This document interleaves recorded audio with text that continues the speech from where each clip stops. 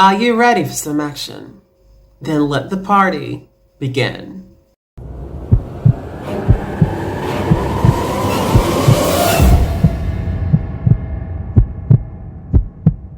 It's a true Home Alone story. Was told by Mark S. I'm 30 years old and I share house with my sister. It's a 2-floor house, a mother-daughter house, meaning it has 2 kitchens.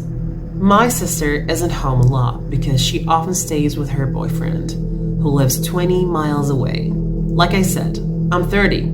I shouldn't let being alone ever freak me out. But admittedly, sometimes it does.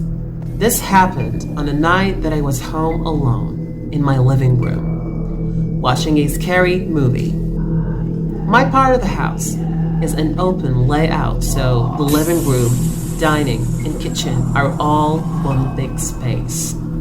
So as I watch TV on the couch, my back is to a large part of the room behind me.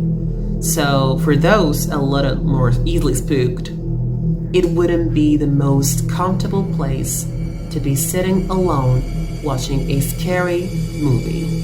I'll admit, as I watched in the dark room with nothing but the light from the TV to cancel the darkness of the room, I found myself glancing over my shoulder a lot. I like to think I'm not the only 30 years old male does that.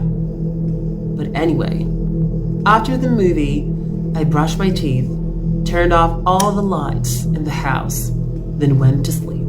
My sleep lasted for about 2 hours. I woke up around 1 a.m. and I wasn't sure why I woke up at first. Then I heard a voice downstairs. It sounded like my sister. It sounded like she was inside the house. So it's not like she was calling for me to open the door, but still I knew it was my sister's voice. I didn't know what she was yelling up to me though, but I was still groggy and not thinking straight. All I could think was that she must have been calling for me or arguing with her boyfriend. So I got out of bed and went into the pitch black hall. I turned on the hallway lights and then made my way through the living room and heard my sister's voice again from downstairs. Now I could understand to be saying my name. I made my way downstairs in the dark, yelling back at her, "What is it?" I looked for the light switch in the fire downstairs, but couldn't find it. I'm not lying when I say I was groggy as hell. I walked down her little hallway towards her kitchen, find a light switch, and flick it on. The light in the kitchen lights up her little apartment, including her living room. The light starts off dim and needs time to brighten up, but still saw that there was no one down there. Not her, not her boyfriend. I went to her bedroom, but it was empty. I called her name really loudly. One time, no one called back.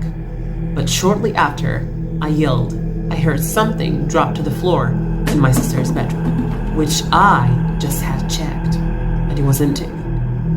I went back up the stairs like a little kid and went back to my bed, to where my phone was. I tried to call her a few times, but she didn't pick up. I had myself locked in my room, wondering if I had just hallucinated all of that. Eventually, I fell asleep, and in the morning, I woke up to text my sister asking why I called her at 1 a.m. I asked if she was home last night. She told me no. She was currently staying at her boyfriend's house.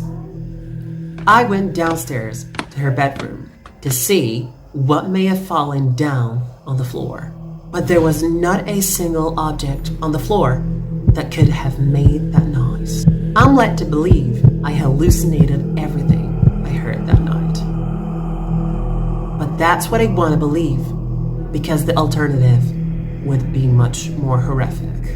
But I've never really hallucinated anything else or had any kind of sleeping disorder. So how, vividly, I heard my sister's voice, and that sound in her room really freaks me out. That's it for today.